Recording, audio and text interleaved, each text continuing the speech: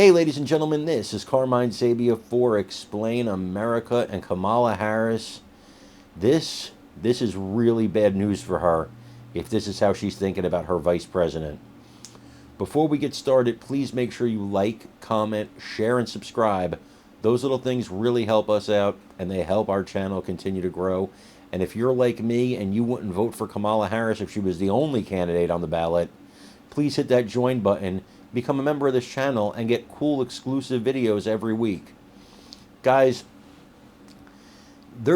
I think it's, what's the word I'm looking for? It's impossible to ignore that there is a real problem with anti-Semitism coming from the Democrat Party. Not all of them, of course. Not every Democrat is anti-Semitic. I could run you a list of Democrats here who are strong supporters of Israel, strong supporters of the Jewish people, and are good people who I disagree with on policy. But you saw during Netanyahu's speech last night that there is a swath of the Democrat Party who is virulently anti-Semitic, who are not friends of the state of Israel, who are not friends of the Jewish people. This segment of the population is very important to Vice President Kamala Harris as she looks to become president. Because if you're looking to get the votes of Dearborn, Michigan, and by extension the state of Michigan, well, you can't be too friendly to Israel. You can't be too friendly to the Jews because they're not popular over there. And anybody who's willing to sell out their quote-unquote principles, who's willing to sell out anything just for money and power, that's not somebody who should be anywhere near the White House. Well, as it turns out, one of the leading candidates for vice president for Kamala Harris is the governor of Pennsylvania. His name is Josh Shapiro. Josh Shapiro is Jewish. Josh Shapiro terrifies me, and I'll tell you why.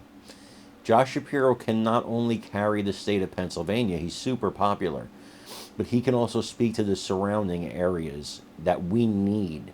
Josh Shapiro is very dangerous for the Republicans because he has broad appeal, and he can get a lot of those states. He definitely would add to a Kamala Harris ticket. There's some good news, though, in the form of bad news, which is she's been warned by people in the media that, hey, picking a Jewish vice president, well, that's going to really hurt you with the youth vote. It's really going to hurt you with the Muslim vote in Michigan. Let's face it, it's going to hurt you with the anti-Semitic vote. See, you actually want to campaign to anti-Semites. How weird is that? That you're willing, because I'll say right now, if you're a white supremacist, don't vote for President Trump. We don't want you on our team. We don't want you on our team. You're a horrible person. We don't need you. We don't want you.